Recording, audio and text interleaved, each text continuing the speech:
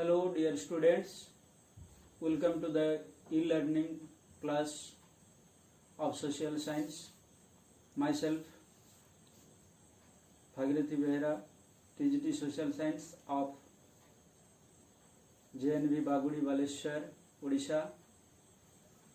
Today we will discuss about a topic of the book Social and Political Life, and the name of the topic is How the State Government Works. In the last class we have already studied about the formation of the Legislative Assembly, who is the MLA, what is the constituency, and in this session we will discuss about the formation of the government, or how is government formed in the state. Dear students, a general election is held in every 5 years. Every after 5 years a general election is held.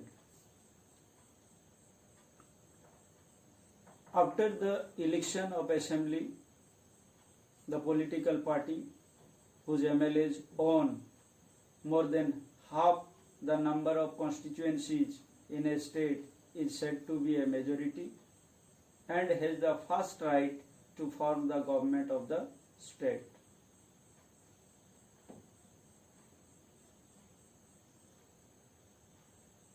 The leader of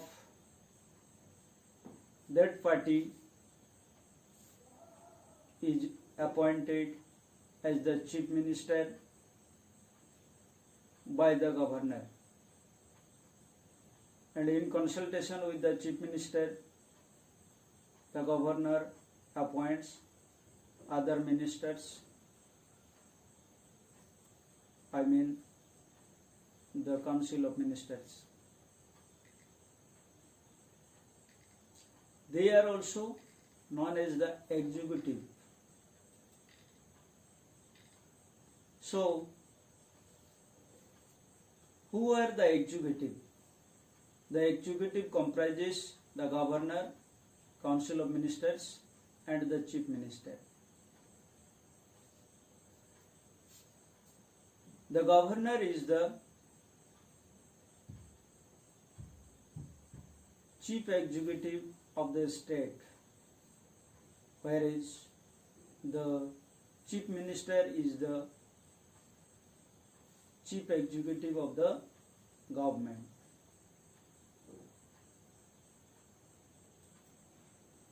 The governor is the constitutional head of the state. He is appointed by the president of our country. He appoints the chief minister and other members of the council of ministers.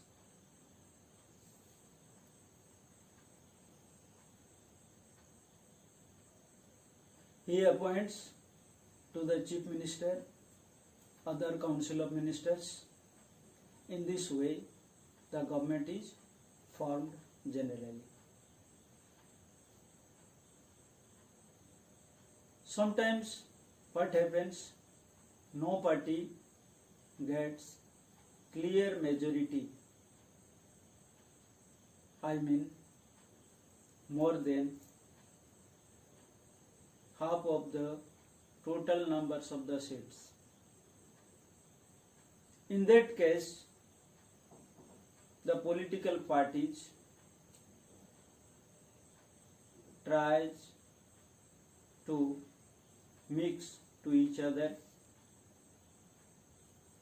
which is called as coalition.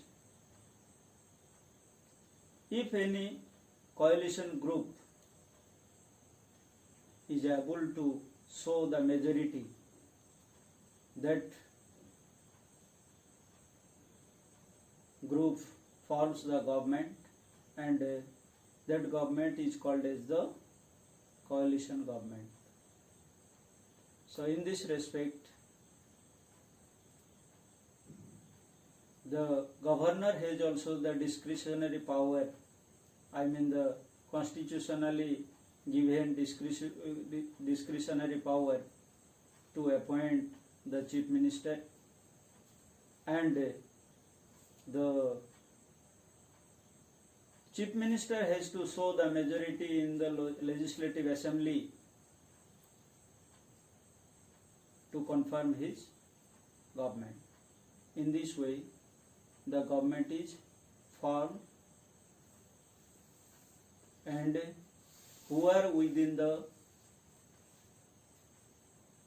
government, I mean the chief minister, the council of ministers, they are the executive members.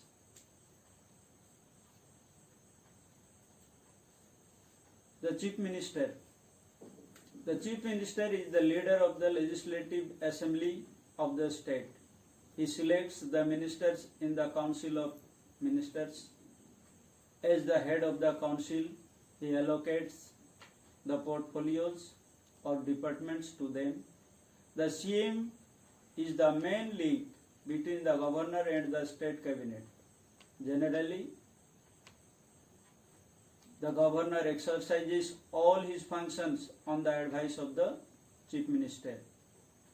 It is his duty to communicate to the governor all decisions of the council of ministers. As the chief spokesman of the state government, all important announcements on behalf of the government is made by him.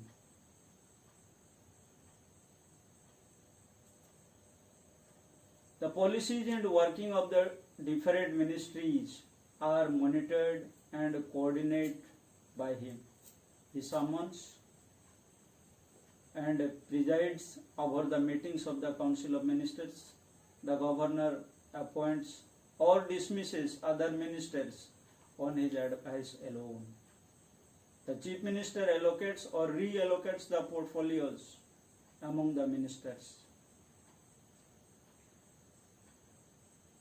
He is the only channel of communication between his ministers and legislature.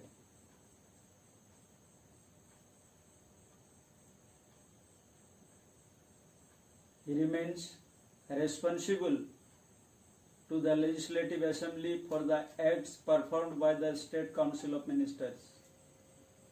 It is said that if the Chief Minister resigns, the entire Council of Ministers is in the state government.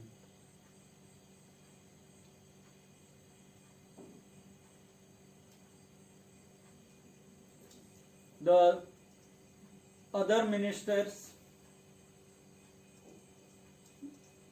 have their own offices to implement the works of their concerned department. For the implementation, different officials are appointed who are the permanent who are known as the permanent executive or bureaucrats. In this way,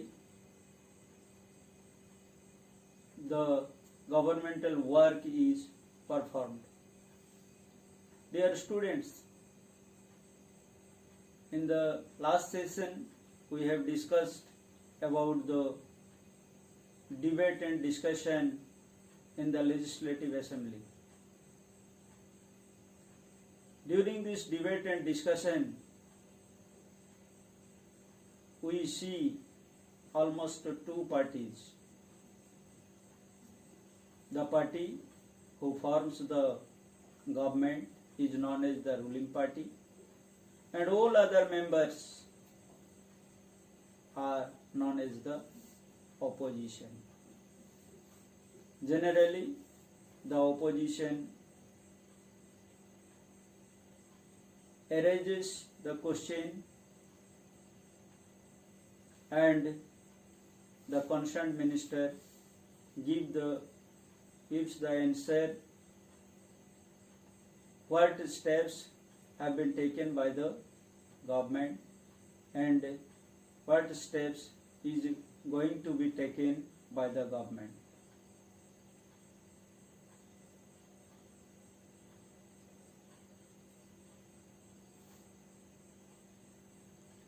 In this way,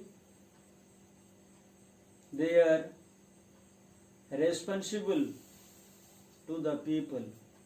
They are accountable to the people.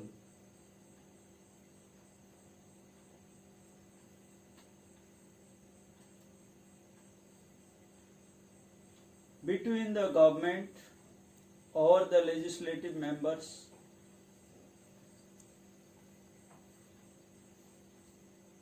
and the people, the media plays a very important role. Media works as a link between the government and the electorate, in which it conveys to the masses about the work of the government. Media includes newspaper, television, radio, etc. Since media has a far and wide reach, it acts as a medium to portray the various policies and performance of the government to the people. Ministers and representatives hold press conference or make press release to connect with the people they represent. Information of the new policies made by the government are circulated through various medias to reach people wide and far. Similarly, the opposition parties reach out to the people in different forms to convey their views on policies and performance of the ruling party. They do this through press conference, media debates, etc. Really, the role of the opposition is very important in our democratic setup. They are expected to guide, control the government. In this way, our state government functions.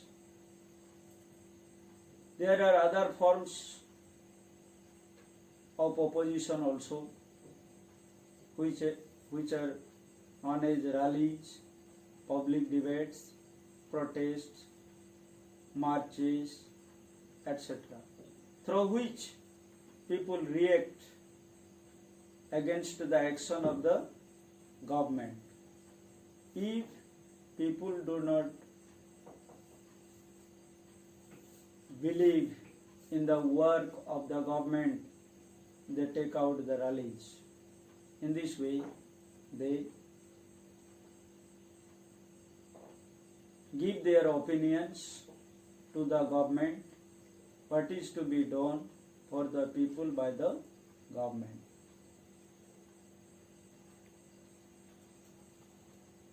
In this way, this chapter, how the state government works, is completed. There are some additional information for you also, students. The Lok Sabha is the lower house of the Parliament of India, that is made up of members of Parliament. Each represents a single geographic constituency, and there are currently 543 constituencies in India for our Parliament, Lok Sabha.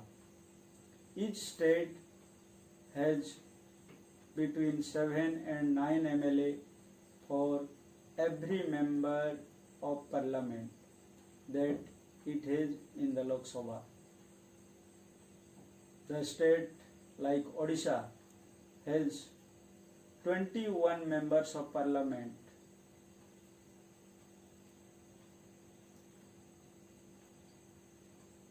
There are some questions for you also. This is the assignment for you. What is a coalition government?